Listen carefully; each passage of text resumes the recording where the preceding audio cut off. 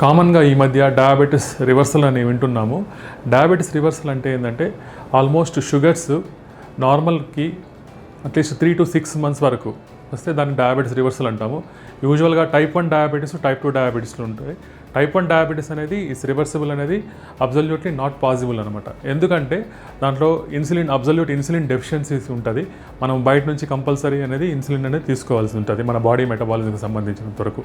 Type 2 diabetes అనేది కొంతవరకు reversal అని చెప్పడం కన్నా రెమిషన్ అని చెప్పొచ్చు. రెమిషన్ అంటే ఏంటంటే అట్లీస్ట్ 3 to 6 months వరకు వితౌట్ ఎనీ మెడికేషన్ డయాబెటీస్ అనేది కంట్రోల్కి వస్తుంది. దట్ ఈస్ కాల్డ్ రెమిషన్ అంటాం. ఈ రెమిషన్ అనేది కొన్ని సూత్రాలు పాటించడం ద్వారా ఈ డయాబెటీస్ రెమిషన్ అనేది చేసుకోవచ్చు.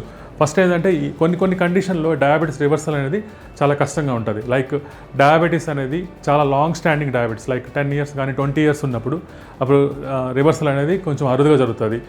అండ్ డయాబెటీస్తో పాటు other complications like renal problems, ఇవన్నీ కొంచెం hepatic problems, coronary artery disease ఇవి ఉన్నప్పుడు కూడా ఈ డయాబెటీస్ రివర్సల్ అనేది కొంచెం అన్లైక్లీ అనమాట.